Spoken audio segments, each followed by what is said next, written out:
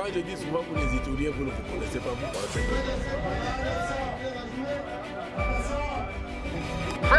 Freedom, ami de la liberté.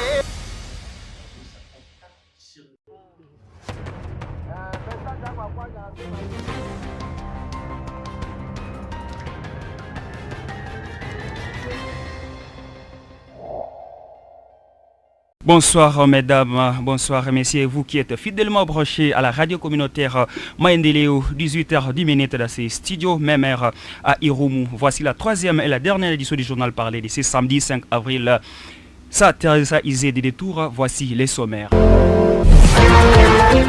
Après la grève des enseignants, les réactions continuent à venir. Par exemple, le premier vice-président de la communauté Lori exprime son indignation face à la grève qui perdure un territoire raté Ndjougou. Maendeleo FM. 8 civils ont été tués par les ADF Nalou en territoire d'Irumu. Les détails tout de suite.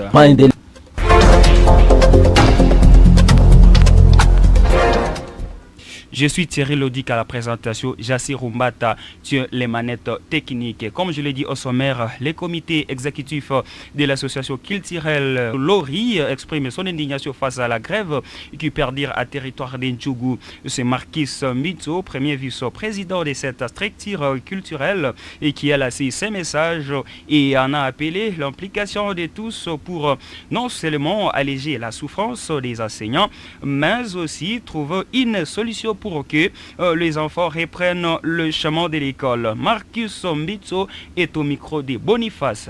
C'est avec un cœur brisé que nous écoutons l'évolution de cette situation perdure. À Bunia, on nous en a parlé et des fois nous suivons ça sur les réseaux sociaux. Ça fait que nos cœurs saignent parce qu'il s'agit là de toute une génération qui est en train d'être hypothéquée. C'est la vie de jeunes gens qui pourront nous remplacer demain, qui sont en train d'être hypothéqués. Tout ce que nous allons demander, c'est que puissions tous nous impliquer pour que les solutions soient retrouvées. C'est-à-dire, les enseignants doivent être payés. C'est là aussi, pour moi, l'occasion d'appeler les représentants du peuple, donc les élus, qu'ils viennent aux côtés de l'association culturelle Lori, que nous puissions nous mettre ensemble pour mener ces combats. Les combats ont pour finalité d'alléger la souffrance que les enseignants sont en train de subir, mais aussi que nos enfants qui n'étudient pas puissent reprendre les chemins de l'école. Très bientôt, je serai à Bunia. Nous irons voir ces autorités de Caritas pour savoir ce qui se passe et que nous puissions tous conjuguer les mêmes efforts pour que ces enseignants puissent le plus tôt possible recouvrer leurs droits. Le numéro D de Lori n'a pas manqué d'appeler toute la population de la communauté Lendou à travailler pour la paix et la cohésion sociale. Marcus Mizo revient encore une fois de plus au micro de la radio communautaire Mendeleo. Nous devons continuer à être unis. En même temps, nous appelons tout le monde, toute la population de la communauté Lendou, que nous devons travailler pour la paix et la cohésion sociale. Toujours continuer à travailler pour la paix, c'est pour ça que nous acceptons des dialogues, des pourparlers à tout moment pour travailler pour la paix. Et nous pensons que si nous travaillons pour la paix, la cohésion sociale, la cohabitation pacifique, la paix va revenir. La paix va revenir à territoire de Ndjougou et tout le monde va en bénéficier. Parce que sans la paix, nous ne pouvons rien faire. Les élèves de l'Institut Kagaba dans la nouvelle citoyenneté éducationnelle Irumu 3 Getty dénoncent la mauvaise condition d'études qu'ils traversent pour leur éducation. Les bâtiments scolaires qui ne correspondent plus pour leurs études, l'inaccessibilité pour atteindre l'école et autres problèmes restent les défis majeurs, a expliqué ce vendredi 4 avril 2025 à votre radio l'une des élèves de cette école. Elle plaide cependant au gouvernement congolais de venir construire et équiper ces lieux éducatifs. On l'écoute. Message de plaidoyer des élèves de l'Institut de Kagaba. Nous, élèves de l'Institut de Kagaba à chefferie de Walendu Bindi, venons en cette occasion présenter les difficultés dans lesquelles nous étudions. Il s'agit de pas de route qui arrive à l'école. Les salles de classe est suffisante, c'est-à-dire 18 classes exigées, mais en place 12 classes. Bâtiments scolaires qui ne correspondent pas aux normes. La trine est suffisante et autres. Nous constatons ailleurs dans d'autres entités du territoire en province, le gouvernement congolais, notre État, construire des beaux bâtiments et les équiper, mais chez nous, à l'est de Kagaba, aucune réalisation de l'État congolais. Et si nous venons demander à l'État congolais de venir nous construire et équiper notre école de Kagaba. Pendant que les élèves finalistes se préparent pour les stages comme prévu dans les calendriers scolaires de l'année 2024-2025, les bureaux des JAR, familles et enfants appellent surtout les jeunes filles d'avoir un bon comportement car parfois les filles sont tentées au lieu des stages par certains encadreurs mal positionnés. Madame Mbakula Mouyiro, alors chef au service JAR, famille et mais aux accès à l'utilisation de téléphones dans certains milliers de stages. Les terroristes présumés ADF, comme je l'ai dit, bien évidemment, la situation sécuritaire évolue normalement actuellement sur toute étendue de la chefferie des Basili en territoire de Roumu. Cette confirmation est faite ce vendredi 4 avril 2025 par le président de la société civile de la dite entité. M. Gustave Kakani encourage la population à accéder librement à leur opération tout à déplorer d'autres services étatiques légaux qui menacent la population locale. Suivez Gustave Kakani de la société civile des Basili au micro de Mukombozi Reima. Sheferia Basili kwa muda nyesi tuko naye par rapport na situation securitaire, mimi nawaza tuko na usalama ndogo imepatikana ndani ya sheferia ya Basili. Ile ndio vraiment kungambo wangu nipenda kushukuru na wakuu viongozi ya usalama kuona usalama inaanza ingia ndani ya sheferia ya nini ya Basili. Kungambo yangu mimi napasha omba na population kila mtu afanye biashara kazi yake librement, ajishughulikie maisha yake bila matatizo, na sofu mimi napasha kulomba tu angalisho na ba service etatiki fulani yenye kuna commettre mabavire fulani par rapport na matrakaseri. Kila mara mimi naongea juu ya trakaseri, mimi nakuta msiri tu matrakaseri njia ya shamba. Mimi nakuta batrakaseri ngali sana kwa njia ya shamba. Ile ndio mimi nalomba na bakuu viongozi kisi banapima kuleta usalama pembeni tu kunasikia fujo tena pembeni haiko paka kunjia ya shamba vraiment ile kuangamiza balimaji. Ile ndio mimi nalomba na bakuu viongozi yote kule kunjia ya shamba. Tunakuta sonase vile naenda kule, tunakuta tena bapesere vile banaenda kule vraiment ile kunjia ya shamba basenje kusumbua banane balimaji kule, baache njia ile wazi jusqu'à ce que tunaacha kule petete na FRDC na polisi mambo kukontrole kitu mubaya isingie wala isitoke, me hapana kulipisa batu ba franga. Na mimi naomba ba population yote ya komanda na Zaviro hapana kulipa ba franga bulebule mwenye hana kitasi asilipise we franga. Kama banatia mtu iko kazi yake yeye kunafanya analipwa mshahara na ile kazi, jua ile kazi tena hata jilombea mshahara kingi. Les terroristes présumés ADF, bar MTM, ISCAP ont surpris les agriculteurs dans les champs. Journée de ce vendredi 4 avril 2025 dans les champs situés à l'ouest du village Idou. 3 civils ont été tués à Tikwambalele et 5 autres personnes à Boulembi. Pour le moment, 3 corps décapités ont été récupérés par les populations civiles agricultrices. Néanmoins, 5 autres sont sur les lieux où s'est déroulé ces drames. Christophe Mounyanderou, activiste défenseur des droits humains, CRDH, Irumu, est au micro de la RCM. Nous avons constaté aussi qu'il y a la résurgence de la tuerie à chefferie de Walais-Sefokout, où la journée du 3 au 4 avril 2025, dans le village Idou, précisément dans les collines Tupalel et à Boulembi, 8 civils et cultivatrices ont été décapités par les ADF. Parmi les personnes tuées, 3 corps ont été récupérés par la population et les 5 autres sont encore dans la brousse.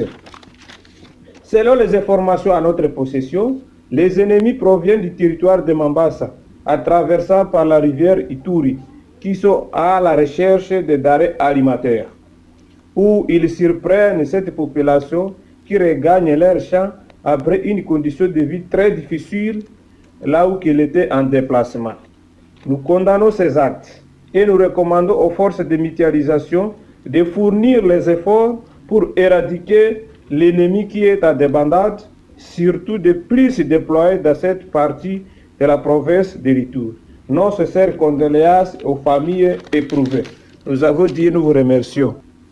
Les traumatismes crânio-cérébraux infligés non accidentels chez les bébés se manifestent par plusieurs signes, dont les vomissements, l'irritabilité, le pleur incessant et les léthargies.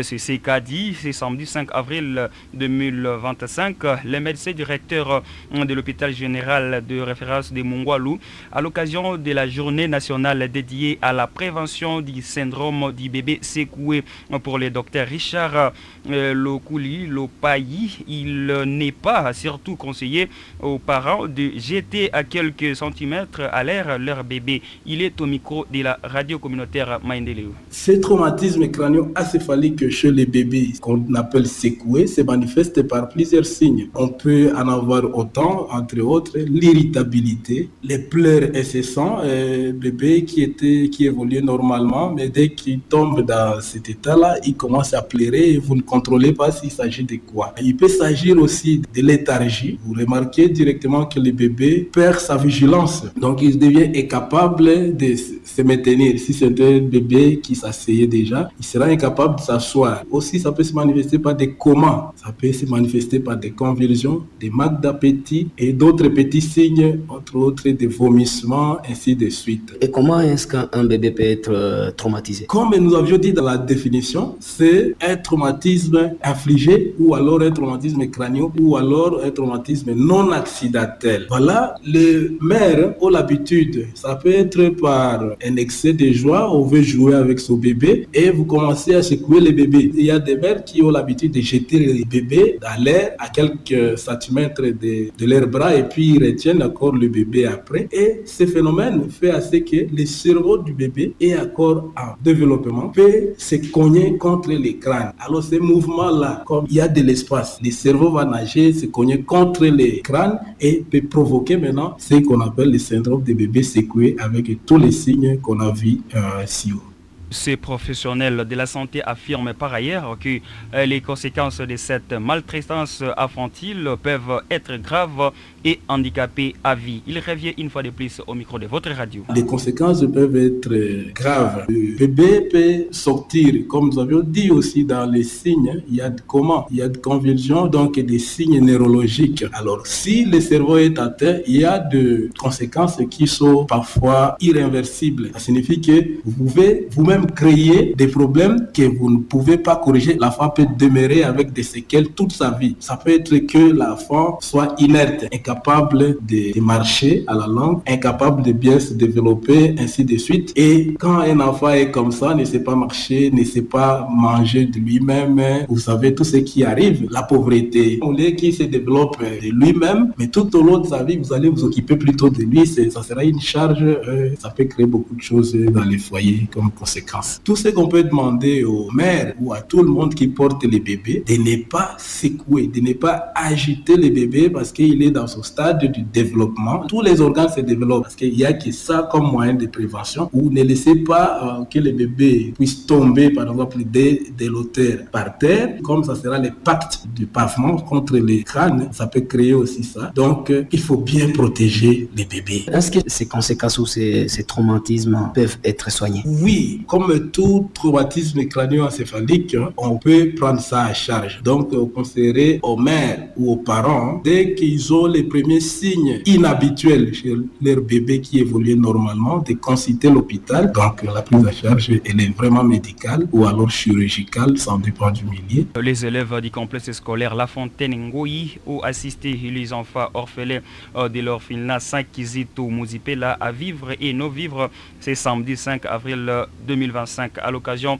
de la clôture de troisième période. Les détails avec notre reporter Zaché Bahati qui était était sur les lieux. Début effectif des vacances depuis ce samedi 5 avril 2025, comme prévu par le calendrier scolaire 2024-2025, au complexe scolaire La Fontaine, situé en Dibakoulou sur la colline Ngoï, dans la commune Chari. Et c'était une occasion aux élèves et aux autorités de cette école pour rendre visite aux enfants orphelins de l'orphelinat Saint-Kizito à Moudipela, où ces derniers ont apporté plusieurs choses de vivre et non vivre à ces enfants qui mènent une vie pénible par manque de parents biologiques, comme nous précise ici le préfet des études de cette institution, en appelant tous les hommes et d'autres écoles de bonne volonté de venir à rescousse pour aider ces enfants qui sont dans des besoins énormes. Nous sommes venus un peu rendre visite aux nécessités, apporter notre assistance. Nous avons apporté des vivres, entre autres les riz.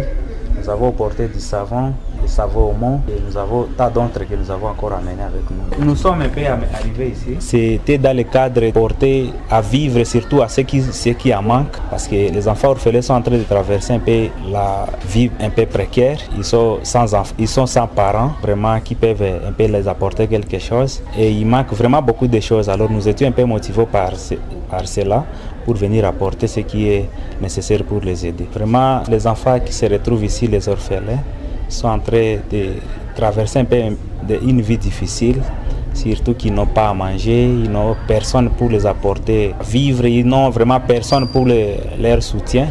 Alors vraiment c'est ce que nous déplorons un peu beaucoup plus et c'est ce qui nous a beaucoup plus motivés à venir apporter quelque chose aujourd'hui aux enfants. Bon, ce que je peux dire à des écoles qui sont vraiment dans la ville de Bunia, elles sont un peu de faire la descente sur terre. Vous allez trouver qu'il y a vraiment des gens qui sont nécessités et qui doivent vraiment avoir notre assistance. Alors nous demanderons à toutes les écoles qui sont proches vraiment de la ville de Bunia d'apporter leur assistance en fait d'aider ces enfants-là qui sont vraiment dans des conditions qui sont précaires. Mais aussi au gouvernement provincial et aussi national, vraiment de bien vouloir et aussi d'aider ces enfants-là comme il le faut, parce que nous voyons un peu les conditions dans lesquelles ils sont en train de vivre, vraiment ce sont des conditions qui sont déplorables. Bon, à ce sert, vraiment, nous allons d'abord les encourager pour leurs travaux qu'ils sont en train de faire. C'était une occasion à cette autorité de demander aux parents de bien surveiller les enfants qui seront dans au moins 2 semaines entre leurs mains pendant cette période de vacances.